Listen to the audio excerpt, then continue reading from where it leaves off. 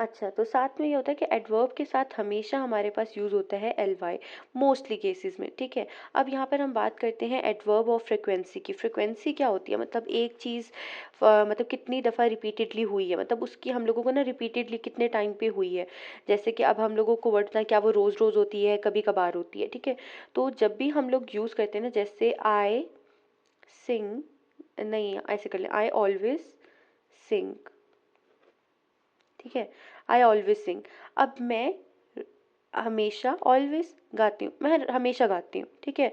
तो ऑलवेज हमें बता रहा है कि किसके बारे में, सिंग करना एक्शन वर्ब है हमारे पास, एक्शन वर्ड है हमारे पास, ठीक है।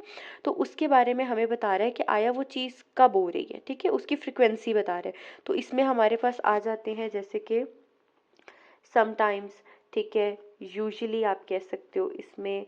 इसके अलावा आप इसमें नेवर डाल सकते हो, रेयरली डाल सकते हो कि कब, मतलब कभी कभार कुछ हो रही है, या फिर यूजुअली अक्सर होती है, समटाइम्स, नेवर, या बेयरली हो गया हमारे पास, ठीक है।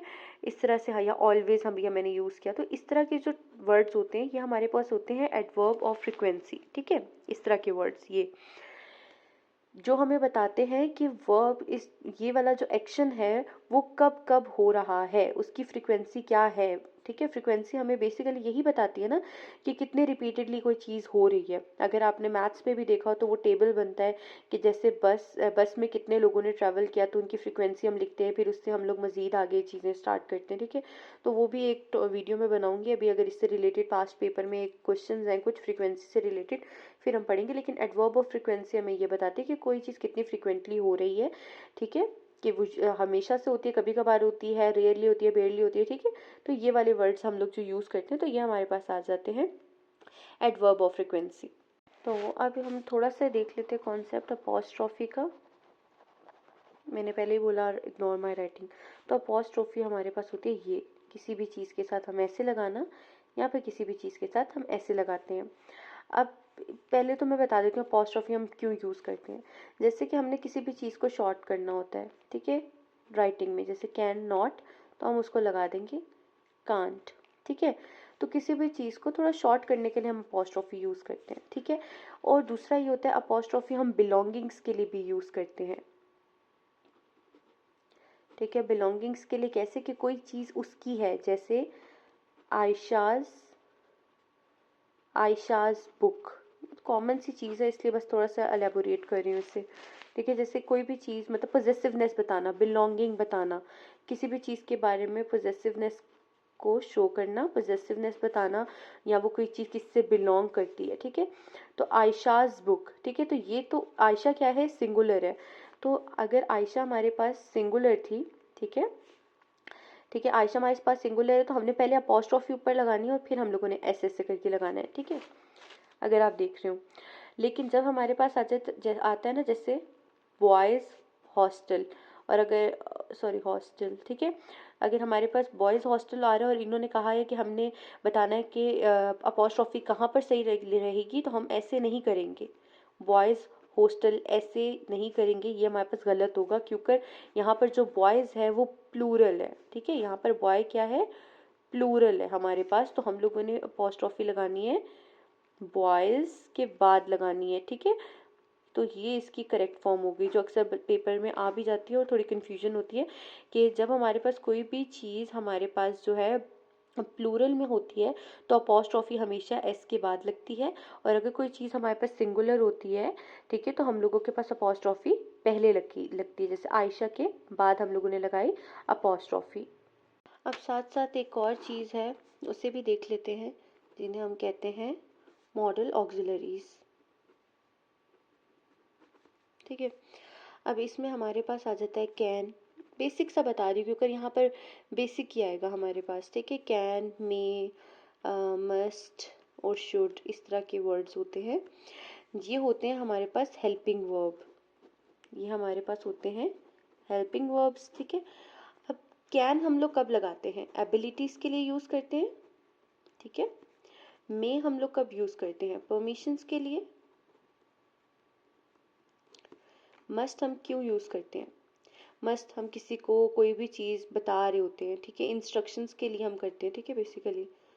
और शुड हम लोग क्यों करते हैं, इसको हम लोग करेंगे, सॉरी, इसको हम करते हैं एडवाइस के लिए, ठीक है, इंस्ट्रक्शन या फिर आप इसको कह सकते हो नेसेसिटी के लिए, ठीक है। अब बेसिकली कैन हम क्यों लगाते हैं, जैसे आई कैन डू इट, मेरे पास वो एबिलिटी है, I have that ability to do that work, ठीक है, कोई भी काम को कर सकता हूँ। बेसिकली हम ये इसलिए यूज़ करते हैं कर सकता हूँ या सकती हूँ। बहुत ही गंदी राइटिंग है, आई नो, ठीक है, कर सकता हूँ, कर सकती हूँ, ठीक है। जैसे अब परमिशन के लिए हम लोग को बोलते हैं may I go to washroom, yes you may leave, ठीक है। तो ये हम लोग परमिशंस के लिए यूज़ करते हैं। मस्ट हमेशा हम तब यूज़ करते हैं जब हम कोई चीज़ इंस्ट्रक्ट कर रहे हो या कोई नेसेसिटी हम बता रहे हो या कोई चीज़ हम बता रहे हो, you must wash your hands, ठीक है, you must go there, you must attend the meeting, you must attend the class. किसी भी चीज़ को हम कह रहे हैं कि आपने करना ज़रूरी है, कोई भी चीज़ बहुत ज़्यादा ज़रूरी होती है। शुड हम लोग करते हैं किसी को एडवाइस देने के लिए, जैसे you should brush your teeth, ठीक है, you should brush your teeth.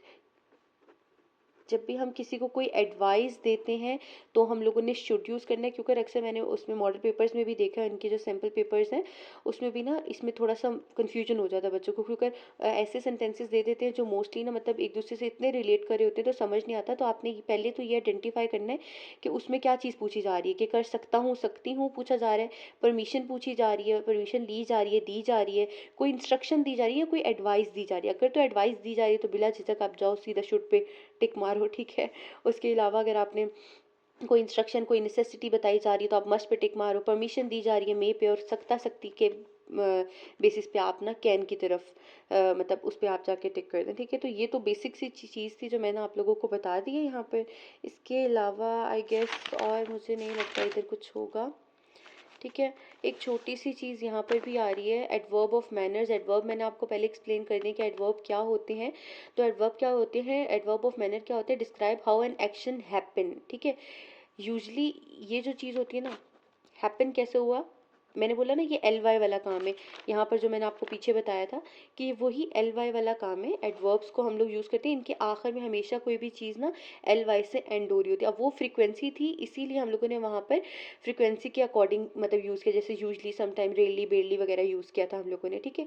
लेकिन यहाँ पर हम लोगों ने इनके जो एडवर्ब्स ऑफ मैनर्स है, जो डायरेक्ट एडवर्ब्स आते हैं हमारे पास, वो एल वाई पे एंड होते हैं, जैसे क्विकली, हैप्पीली, केयरफुली, ठीक है। कोई भी चीज़ कैसे हो रही है, मतलब कोई भी एक्शन जो है वो कैसे परफॉर्म हो रहा है, जल्दी हो रहा है, खुशी से हो रहा है, केयरफुली किया जा रहा है, उससे आप लिख दो सैडली किया जा रहा है, ठीक है।